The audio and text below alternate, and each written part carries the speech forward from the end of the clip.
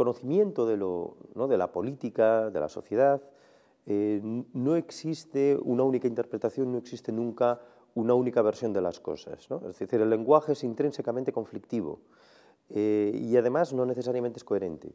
Entonces, lo que es muy difícil para el científico social, ¿no?, para el sociólogo, el politólogo, quien sea, ¿no?, de abordar es la manera en que se puede de alguna forma, ¿no?, articular una explicación a partir de lo que nos viene dado. Me explico. Es decir, nosotros podemos tomar cualquier concepto importante, ¿no?, la democracia, el pueblo, ¿no?, la sociedad, y sin embargo, ¿no?, estas palabras, estos significantes, no nos son dados de manera unívoca, de manera que solo explican, ¿no?, solo pueden significar una cosa. Los conceptos con los que luego trabajamos tienen que lidiar con este primer hecho, es decir, con que los significantes vienen cargados de significado. Y la actividad intelectual, claro, lo que hace, ¿no?, es buscar qué se puede hacer con estos significantes, ¿no? Los significantes, las palabras, ¿no?, democracia, pueblo, son campos de batalla, son terrenos en los que el conjunto de fuerzas sociales, ¿no?, está interviniendo para poder fijar su propia significación.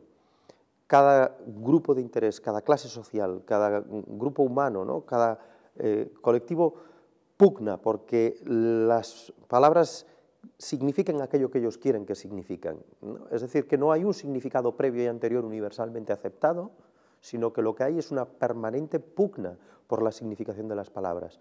Claro, como las sociedades no son igualitarias, en las que, por lo tanto, cada uno tenga, ¿no?, una significación de igual valor a los demás, sino que son sociedades donde hay relaciones de dominación y relaciones de poder, lo primero que sucede en democracia es que unos imponen su significado de democracia y otros se lo impugnan, ¿no? Esto se vio muy bien el 15M cuando se articuló la movilización en torno al eslogan «Democracia real ya». Si estamos en una democracia, pero se pide una democracia real, algo pasa, ¿no?, con el significante democracia. Es decir, por una parte, se supone que estamos en democracia, pero resulta que esta no es una democracia real, es una democracia irreal. Si es una democracia irreal, ¿por qué lo es? Claro, lo que hace el 15M es impugnar un determinado significado. Cuando la noche electoral del 22M, una semana más tarde, el Partido Popular gana las elecciones, en la calle Génova, la puerta ¿no?, en la sede del Partido Popular, los seguidores del Partido Popular gritaban «esto es democracia y no lo de Sol», ¿no? Intentaban de esta manera recuperar el significado de una palabra ¿no?, que se les había escapado. Es decir, la gente en las calles desde el 15M va a empezar a poner en marcha un trabajo de significación colectiva para arrebatar el significado democracia a unas élites que lo tenían secuestrado en su propia significación. Democracia es votar una vez cada 4 años, democracia es votar a uno de los dos grandes partidos, porque en definitiva las otras opciones menores no son opciones importantes. Democracia es tener que informarse por los grandes medios de comunicación y de manera bastante acrítica por lo general, y limitar, por consiguiente, nuestro debate político a un abanico en realidad bastante estricto y reducido. Claro, frente a esto, esa ruptura, ¿no?, constituyente que se da en las calles, lo que dice es quitad vuestras sucias manos de la palabra democracia y devolvédnosla. Y esto en realidad ha sido el gran logro de los últimos años. Es decir, que hoy en día, si nosotros escuchamos hablar de democracia, sabemos que el régimen político en el que estamos guarda una relación conflictiva con esta palabra. Nadie puede escuchar democracia y quedarse satisfecho si ve el escándalo de Urdangarín, de Millet, de Bárcenas, si ve toda esta política, ¿no?, de corrupción, toda esta política, ¿no?, partidos políticos anquilosados, entregados, ¿no?, a prácticas, bueno, directamente criminales en muchas ocasiones, que evidentemente los invalidan como enunciantes de qué quiere decir, ¿no?, democracia. Y en sentido inverso, Aparece la posibilidad de nombrar al otro. Es decir, si nosotros somos los que nombramos a la democracia al gobierno del pueblo, si nosotros somos, por lo tanto, el pueblo que nombra su propio gobierno, ¿qué es entonces aquello que lo estaba nombrando hasta ahora, ¿no? Y aquí se da un salto nuevo, que es cuando aparece un significante que realmente consigue establecer muy clara la línea divisoria, ¿no? Cuando aparece el significante casta, queda perfectamente determinado el campo de juego. A un lado está la casta y al otro lado está la democracia. Y eso son dos elementos que no se pueden mezclar, son dos elementos que se rechazan mutuamente, ¿no? Y con ello se pone por fin nombre a algo que hasta ese momento no se había podido poner nombre. Es decir, tal era la lectura de la democracia que nos venía dada por las élites, que éramos incapaces de ver a las élites detrás de la democracia. Dicho de otro modo, la palabra democracia operaba como una especie de disfraz de algo que había atrás. Era un telón que había que arrancar, que había que, ¿no?, quitar del medio para poder ver la casta que se estaba protegiendo y encubriendo, ¿no?, todos sus tejemanejes, ¿no?, detrás justamente de algo que a todos nos gusta y de algo que todos sentíamos como nuestro, ¿no? En los años 80 se produce una ruptura, un punto de inflexión, ¿no?, un cambio de sentido, y se inicia una reacción conservadora a todo lo que había sido el progreso de los años, ¿no?, de las décadas anteriores, de los 60 y 70, ¿no? Lo que va a cambiar no es solo una versión de las cosas de una parte de la sociedad, no es que un partido tenga una nueva interpretación, no es que hubiese una socialdemocracia que entra en crisis, pero hay un conservadurismo alternativo que le ofrece una visión alternativa. Es un punto de inflexión mucho más profundo, es un punto de inflexión en lo que cambia es el sentido común. Es decir, lo que cambia no es solo una interpretación de las cosas parcial y subjetiva, sino lo que cambia es el marco general de interpretación de las cosas, de la situación general, ¿no?, en la que nos vemos inmersos. A partir de los años 80, lo que se instala en nuestra cabeza como sentido común es la mercantilización del mundo. Es la idea de que el mercado dispone de la capacidad de resolver todos los problemas. Existe ¿no?, se recupera aquel mito de Adam Smith de que existe una mano invisible que es la, ¿no?, redistribuidora justa y maravillosa, ¿no?, de los recursos, que sabe perfectamente resolver todos los problemas que puedan surgir en la economía, que siempre es un problema de atribución de, ¿no?, recursos insuficientes. Claro, a partir de aquí, es decir, cuando esto se hace sentido común, lo que nos encontramos es que poder criticar, es decir, poder articular palabras, discursos con los que cuestionar los planteamientos económicos es atentar el sentido común, ¿no? Y de hecho, lo que acaba sucediendo es que incluso si alguien dice, pero es que, oiga, el mercado, ¿no?, está poniendo problemas, está generando problemas de redistribución, ¿no? Es decir, pues yo qué sé, hay 2 millones de pisos vacíos y 300 y pico mil familias en la calle, ¿no? Es decir, ¿dónde está aquí la oferta y la demanda? ¿Cómo hacemos aquí para esto? Y la respuesta de ese sentido común que se ha instalado en las cabezas es que todavía no hay suficiente liberalización, es que todavía no hay suficiente mercado, es que tenemos un mercado todavía demasiado regulado, ¿no? Es decir, justamente se refuerza a más ataque, más la propia causa del problema, y nos hemos instalado en el sentido común de otros, ¿no? Es decir, un sentido común, un supuesto sentido común que lee que hay un axioma que no se puede tocar, que es el mercado el que debe distribuir. Y esto empieza a colonizar el mundo de la vida. Es decir, si el mercado, en el sentido de los pensadores de la economía clásica, se había limitado a la esfera de las actividades económicas, a partir de ahora lo invade todo. Invade la sanidad, invade la educación, invade cualquier aspecto de la vida.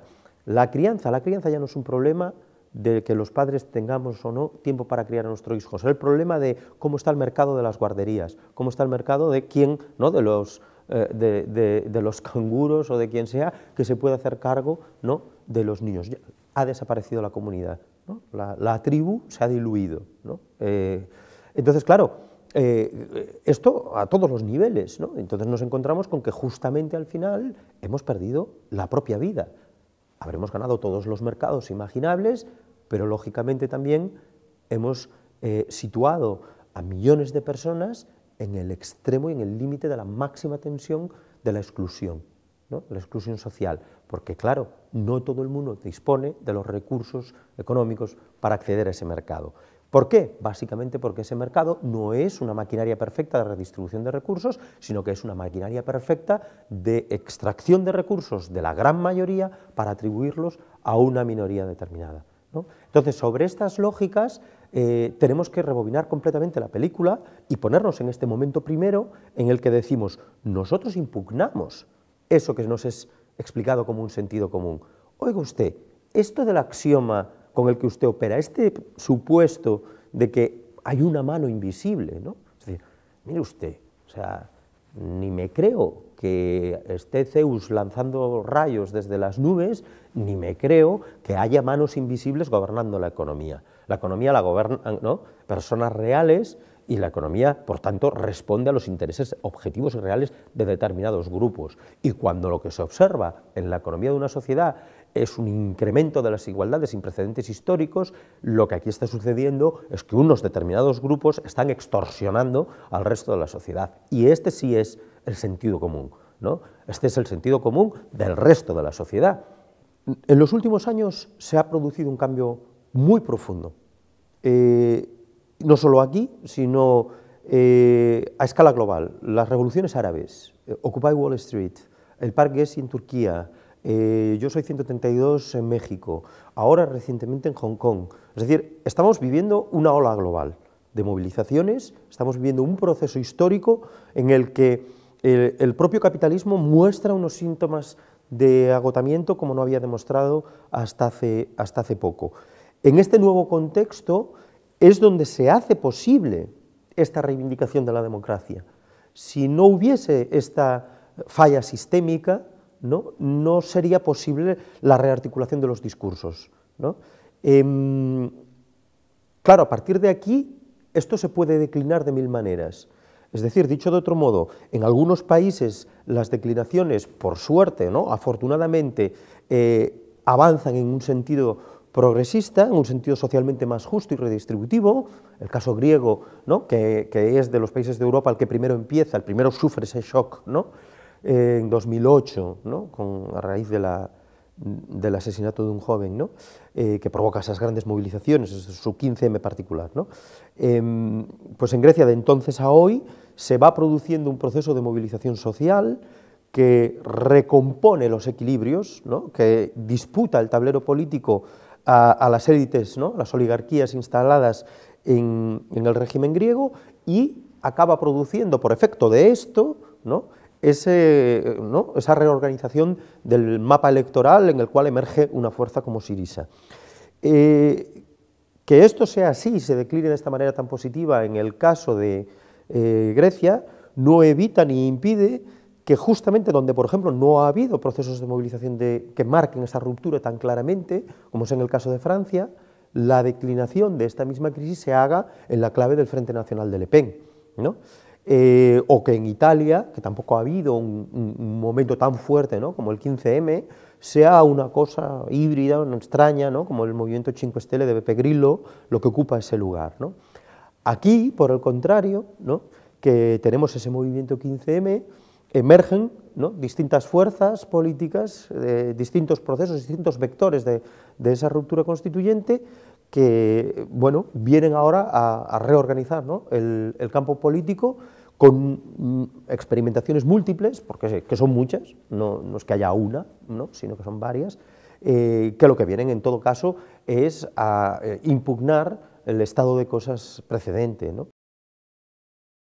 Yo creo que esta ruptura ha venido para quedarse, es decir, que hay un nuevo sentido común emergente, aparece una nueva capacidad para nombrar las cosas, que ya no sea una crisis, que sea una estafa, que ya no sea una democracia, que esto sea una cleptocracia, un régimen corrupto, un un régimen en manos de una casta, que estas formas de hablar sean consistentes en el espacio público, es porque realmente lo que se está operando es ese cambio profundo de sentido común. Una vez pasada esta fase, nos encontramos en un terreno muy confuso. Nos encontramos en un terreno muy confuso porque todavía no somos capaces de discernir muy claramente hacia dónde vamos, ¿no? Es decir, hemos sabido decir que no está bien, hemos sabido decir, ¿no?, quién es el responsable de lo que está mal, pero necesitamos tener alternativas, necesitamos formular, más allá de esa impugnación, ¿no?, una posibilidad real. Es decir, la democracia no se lee a sí misma en los términos de una catarsis, ¿no? No se lee en los términos de un momento final y definitivo. Al contrario, la democracia tiene una lectura de sí misma que es la permanente apertura y reapertura de los conflictos para ser resueltos y transformados en otros conflictos que nos llevan a otras situaciones. Uno puede decir, caramba, pues qué desesperación, nunca se acaban los conflictos. Bueno, lo que podemos decir es que vamos mejorando la calidad de nuestros conflictos. Esto choca, sin embargo, de lleno con un problema que es muy complejo y que es urgente resolver. Es decir, la gente en estos momentos que más estamos padeciendo la crisis, no podemos esperar. No vale la vieja narrativa de la izquierda clásica que decía acumulemos fuerza de cara a ese día final revolucionario en el que todo será resuelto. Esa idea que tiene un background cristiano, anabaptista, ¿no?, del día del juicio final, de ese momento en el que todo se resuelve, hoy en día no nos sirve para nada. Los problemas demandan resolución urgente. La gente que ha estado desahuciada no puede estar esperando la acumulación de fuerzas del Partido Revolucionario para que un día haga la revolución. La gente necesita resolver sus problemas aquí y ahora, y por lo tanto hay que ganar, y por lo tanto hay que disputar el poder político. Yo intuyo, o de alguna manera leo, en estos cambios que se están produciendo y precipitando actualmente, síntomas relevantes de que el escenario futuro puede cambiar, de que es esperanzador, de que es optimista, pero que evidentemente queda completamente subordinado a que tengamos esa capacidad de nombrar, de crear esa realidad, de manera que generemos, ¿no?, consensos, agregaciones, ¿no?, articulaciones de estas fuerzas políticas nuevas, de estos procesos nuevos de ruptura constituyente, con los cuales se pueda realmente modificar finalmente el estado de cosas, ¿no? Ya digo, para entrar en uno nuevo en el cual, desde luego, nos resultará infinitamente más cómodo resolver nuestros problemas cotidianos.